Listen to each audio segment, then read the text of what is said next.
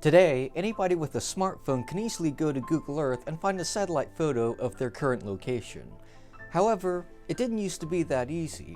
Back in the 1960s, before satellites were up into orbit, there was really only one way for the CIA to get secret photos behind enemy lines. You simply had to fly an airplane with a camera behind those lines. The one problem with doing that is that if you fly an airplane behind enemy lines, well, the enemies are going to want to use surface-to-air missiles to shoot that airplane down.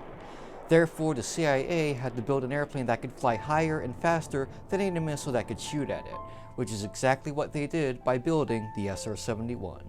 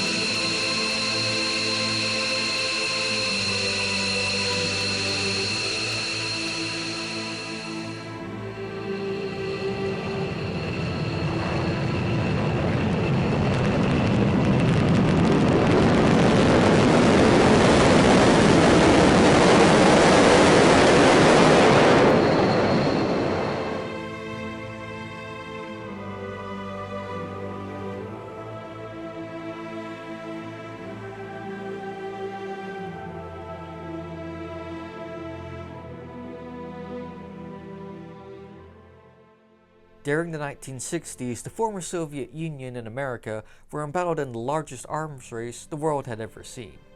Each side wanted to keep tabs on what the other was doing.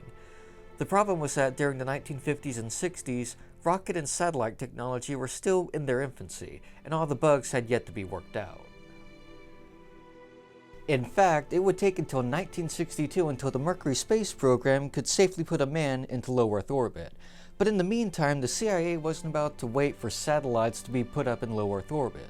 So, enter the world's fastest aircraft to ever have been constructed with a top speed of roughly 2,200 miles per hour.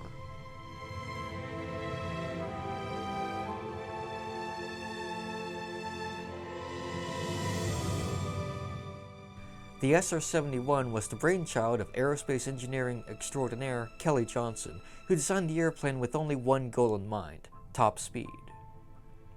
Developed throughout the 1960s, the SR-71 would make its first maiden flight in 1964. And over the next 3 decades, the SR-71 would serve the Air Force in a reconnaissance role, causing it to be a thorn in the side of the former Soviet Union. But by the 1990s, satellite technology had become commonplace and relatively inexpensive, which meant that after 35 years of service, the fastest airplane ever created had finally become obsolete.